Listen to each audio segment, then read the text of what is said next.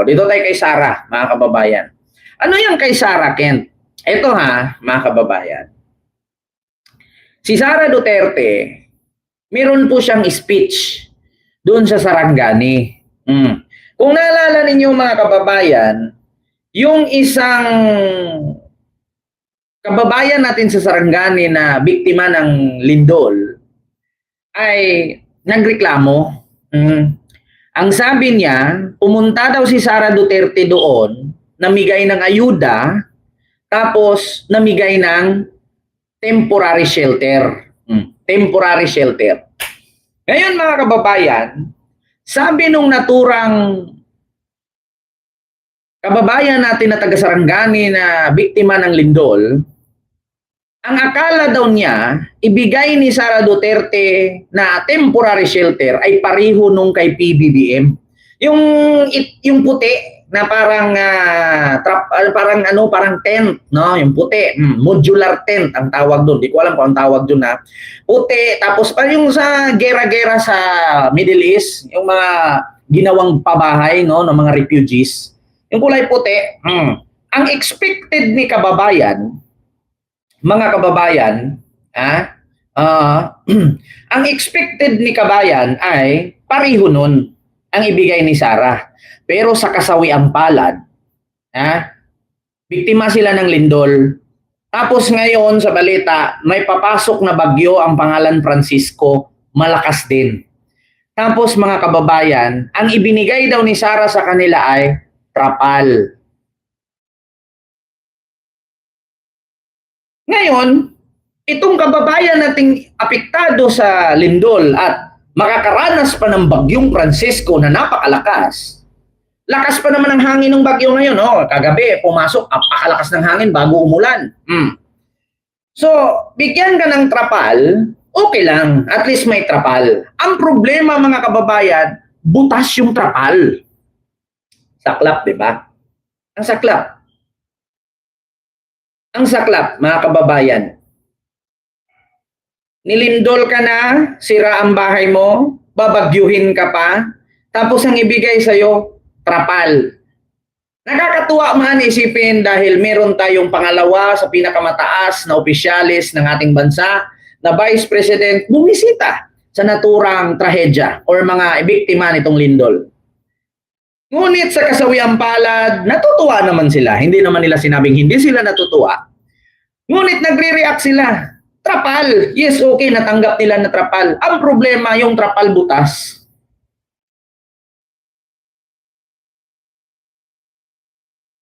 So kung ikaw, nilindol ka na ng 7.8 magnitude, na may aftershock na 1,300, tapos abutan ka ng trapal, tapos babagyuhin ka pa, tapos yung trapal na inabot sa butas, talaga namang mapapainda ka, mainda ka sa saya o mainda ka sa galit. Kung ikaw mga kababayan, sige, tanggapin na lang natin. Sabi nga nung naturang kababayan natin na hindi na lang po kami nagreklamo. Kasi bakit? Baka sabihing maarte pa kami. Sabi nung naturang residente ng Sarangani, hindi na lang po kami nagrereklamo. Bakit? Baka sabihing maarte pa kami. Vice President nga yan. Ito mga kababayan.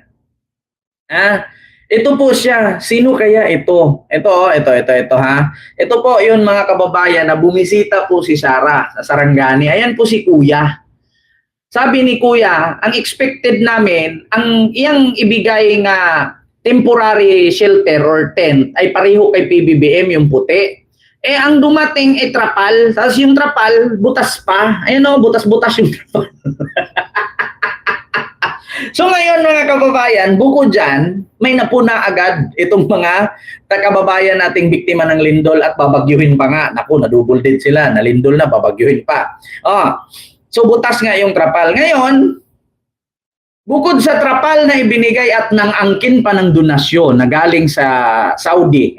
Di ko alam kung totoo yun ha, yung donation galing sa Saudi, inangkin daw ni Sara. Naku, ayan na naman tayo ha. Ayan na naman tayo sa isyong pang-aangkin. ng donasyon. Kung naalala ninyo noon, yung DSWD binalot sa bag ng OBP.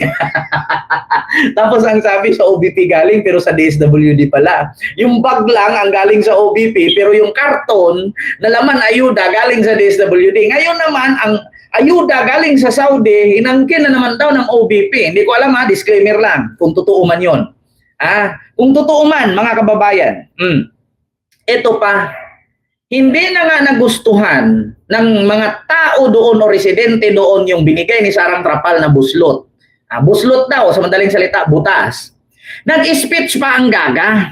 May speech pa siya. Umakyat pa ng stage. Ang kapal talaga ng mukha.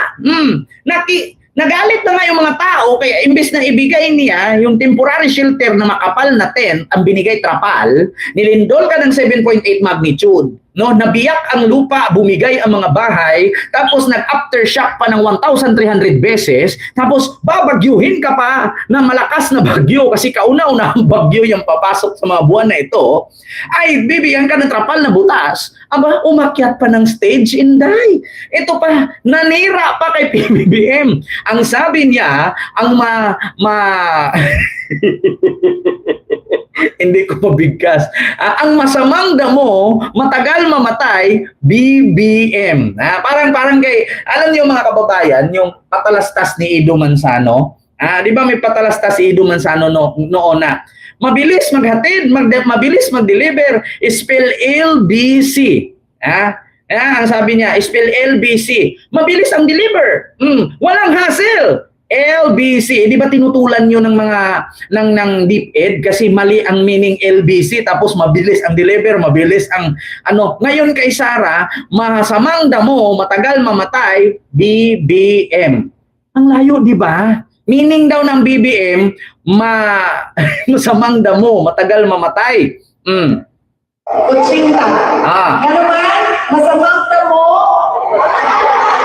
matagal mamatay. BBM. Diba?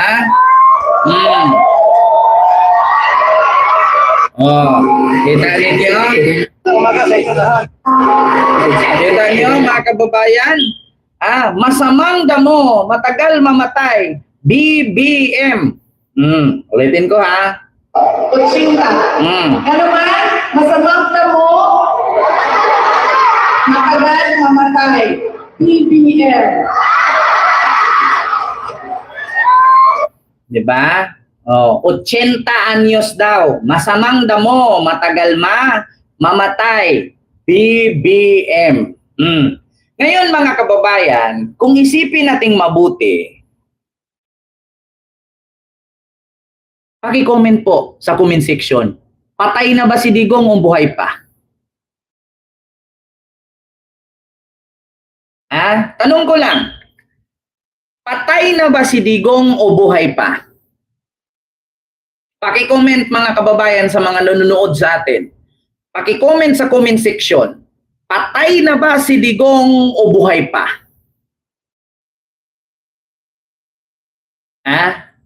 Still alive, buhay pa. So, sino ang masamang damo? Diba mga DDS, tuwang-tuwa sila, pumapalakpak. Masamang damo, matagal mamatay, BBM, sabi ni Sara. Pero ba't si Digong buhay pa?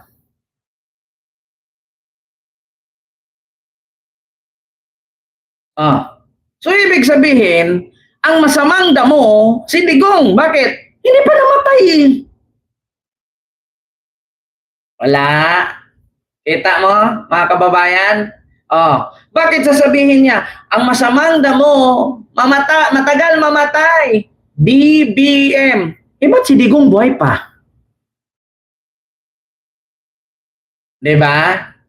Ayan, ang bilis, diba? Ang bilis maribatan. Ulitin ko ha. Kutsinta. Ano man, masamang damo, matagal mamatay. BBM. Diba? Anong meaning nung BBM dun sa masamang damo, matagal mamatay?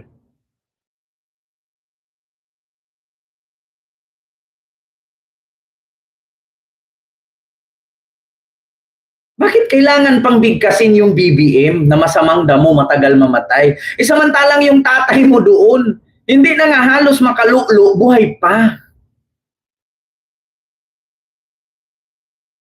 Di ba? Ganyan si Sara, mga kababayan. Ganyan yung gusto nyo maging presidente sa Pilipinas.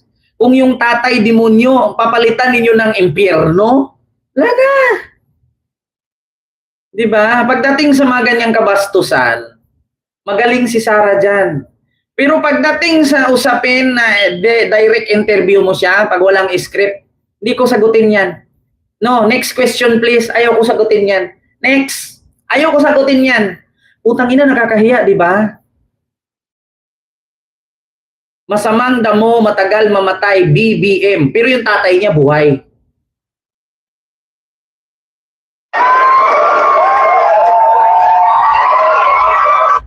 Kutsinta. Gano'n man, masamang damo, matagal mamatay. BBM.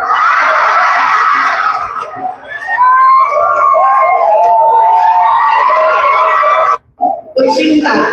Gano'n man, masamang damo, matagal mamatay. BBM. Diba? Kasi mga kababayan, may tanong kasi siya, pagkakaalam ko dito, ang kwento niya dito, ang tatay niya ay edad ay 80. Ang sabi niya siguro, kasi Father's Day eh. Oh, so ang tatay niya, ang edad ay 80. So ang sabi niya, ang masamang damo, ang sagot ng mga tao, matagal mamatay. Tapos dinugtong niya BBM. Kasi napahiya siya eh. Diba? Yung banat niya, para mabaling yung kahihiyan, kay BBM niya ibinato. Kasi ang alam ko dito, nagkwento siya dito eh. Ang tatay ko ay 80 anyos mahigit na. Kasi di ba Father's Day nung nakaraan, umakyat siya sa stage. Oh, kaya 80, mahigit 80, 80 plus na daw. So kasi ang masamang damo, sagot ng mga tao, matagal mamatay. Dugtungan agad niya, BBM. O, di ba? Lumabas sa bunganga niya na masamang damo ang tatay niya kaya hindi pa namatay. Tapos dudugtungan niya, BBM. Oh, ang layo naman sa masamang damo, matagal mamatay. Dapat MMM. Bakit sabihin mo BBM? Di ba? Ano to? Para mapawi lang yung kahihiyan? Siya mismo ang nagsabi na masamang damo, matagal mamatay, tapos dudugtong mo, BBM, ikakakwento mo lang sa tatay mo, na 80 years old mahigit na ang tatay mo. O, siya mismo nagsabi na masamang damo ang tatay niya, kaya matagal mamatay, sabi ng mga nanood. O, tapos dudugtong niya, BBM. O, tatay niya dito ang pinagkwento niya eh, kasi Father's dito eh. Di ba? Paano mo naman magtatanong ka? 80. Ang masamang damo, dumugtong yung tao. Matagal mamatay. O di, basa siguro sa isipan niya, masama yung tatay ko. Matagal mamatay. BBM, dinugtungan na lang para yung kahihiyan doon mabaling kay BBM. Pero yung mga bubong DDS, sumagot naman, masamang damo, matagal mamatay. Tapos dinudugtungan ng BBM para kay BBM mapunta, tatawa ang tao. Pero kung tutuusin, isipin mong mabuti, kay Digong napunta ang masamang damo, matagal mamatay. Di ba? Para hindi mapahiya, kay BBM na lang ibinaling. Sa bagay, mga DDS nga naman yung nanood sa kanya, na back to you tuloy. Di ba? Oh! Kaya tinanong ko kayo, buhay pa ba si Digong o patay na? Sabi niyo, buhay pa. O, yung tatay niya, ang masamang damo. Bakit? Tingnan niyo. Buhay pa hanggang ngayon. O, sabihin niya 80, si PBBM parang 70 years old pa lang yata yan eh. 70 pa lang si PBBM. Oh, di ba Ma'am Julieta Pujita? Tatay niya yung pinagkwento niya dito eh, kasi Father's dito eh. Oh, sasabihin natin, hindi Father's Day yan. Ayan yung gupit niya, oh, bagong gupit lang no nakaraang araw. Yan yung bumaba siya dun sa mga bata na binigyan niya ng chocolate. Tapos sabi niya, anong sunod gawin pagkatapos kumain ng chocolate? Sabi nung bata, uminom ng tubig. Sabi niya, hindi, mag-toothbrush. Pagkakaalam ko, pagkatapos kumain, uminom ng tubig bago mag-toothbrush eh. Yan o, bagong haircut yan. Yan o.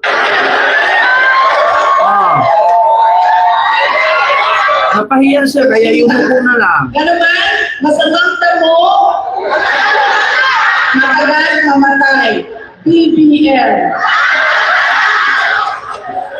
Yumuko na lang siya kasi na-realize niya mukhang ang layo-layo naman ng BBM. Ano man, masamang damo, matagal mamatay. BBM. Diba? Anong meaning dun sa masamang damo, matagal mamatay, BBM? Dapat MMM. Masamang damo, matagal, mamatay. Bakit naging BBM? Ang layo sa meaning, di ba? Oh, iba to kay BBM. Kasi kwentong tatay. Masamang damo, matagal mamatay. Buhay pa si Digong, di ba? Ayan na. Oh, klarong-klaro, di ba, mga kababayan? Oh, so yun lang ha. Mga kababayan, yung ating topic for today's video. Di ba? So, yun lang. Mga kababayan, maraming salamat po no, sa inyong lahat.